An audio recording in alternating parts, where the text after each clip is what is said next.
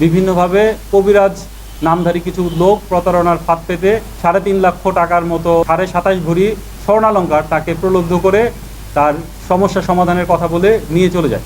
গত মাসের ১৭ তারিখে একটা মামলা হয় শেরপুর সদর থানায়, প্রতারণার মামলা। সেই মামলার ঘটনাটা প্রতারণার হলেও সেখানে যে বিষয়বস্তু ছিল সেটা খুবই চাঞ্চল্যকর এবং বেশ বড় ধরনের প্রতারণার সম্মুখীন হয় মামলার বাদী।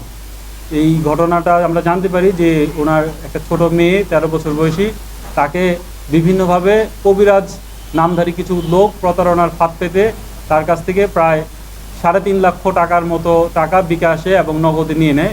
একই সাথে ২৭.৫ ভরি স্বর্ণালঙ্কার তাকে প্রলুব্ধ করে তার সমস্যা সমাধানের কথা বলে নিয়ে চলে যায়।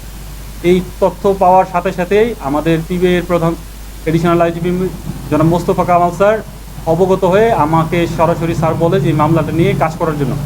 আমরা স্যারের নির্দেশ অনুযায়ী সাথে সাথেই মামলার রহস্য উদ্ঘাটনের জন্য কাজ শুরু করি এবং দ্রুততম সময়ের মধ্যেই আমরা মামলার ক্লু পাই এবং তৎক্ষণাৎ আমরা পিবিআই হেডকোয়ার্টার্সের মাধ্যমে আমরা মামলাটা সহযোগে গ্রহণ করি।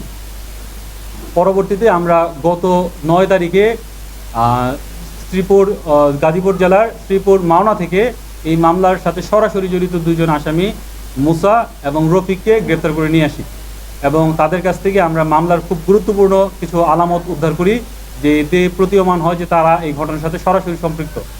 তাদের সেই আলামত জব্দের পাশাপাশি আমরা তাদের জিজ্ঞাসাবাদে আজকে আমাদের যে মূল আসামি, এই ঘটনার যে মূল পরিকল্পনাকারী এবং এই ঘটনার একদম টোটালটা সে নিজে স্বর্ণালঙ্কার নেওয়া থেকে শুরু করে আর্থিক লেনদেনের বিষয়টা সে নিজেদেরই তদারকি করছে এবং নিজেই এখান থেকে স্বর্ণালঙ্কার শেরপুর যে নিয়ে আসছে, তাকে আমরা তার নাম ঠিকানা জানতে পারি। পরবর্তীতে আমরা তথ্য প্রযুক্তির সহায়তায় গতকাল তাকে ময়মনসিংহ জেলার মাসকান্দা নতুন বাজার এলাকা থেকে তাকে গ্রেপ্তার করি এবং তাকে নিয়ে এসে জিজ্ঞাসাবাদ করি। তার সাথে যে ব্যবহৃত ডিভাইস ছিল সেই ডিভাইসগুলো জব্দ করি এবং সে স্বীকার করে যে সে এই ঘটনাটা ঘটিয়েছে। পরবর্তীতে তার স্বীকারোক্তি মূলে তাকে নিয়ে অভিযান পরিচালনা করে তার বাড়ি পার্শ্ববর্তী বাগান থেকে মাটি খুঁড়ে এই যে প্রতারণায় যে হাতিয়ে নেওয়া প্রায় ২৭.৫ ভরি স্বর্ণালঙ্কারের মধ্যে ২৫ ভরি ৯ আনা ৪ রতি স্বর্ণালঙ্কার আমরা উদ্ধার করি বাদীকে সাথে নিয়ে এবং বাদীর শনাক্ত মতে সেই স্বর্ণালঙ্কার আমরা জব্দ তালিকা মূলে জব্দ করি। এই ঘটনায় আমরা ৩ জন আসামি টোটাল গ্রেপ্তার করেছি এখন পর্যন্ত, মুসা, রফিক এবং মনির। তো এদের আমরা আদালতে প্রেরণ করতেছি এবং পরবর্তীতে এই মামলা সংক্রান্তে আরও যারা জড়িত আছে তাদের বিষয়ে তদন্ত অব্যাহত রেখে তাদেরকেও আমরা আইনের আওতায় দ্রুততম সময়ের মধ্যে নিয়ে আসবো।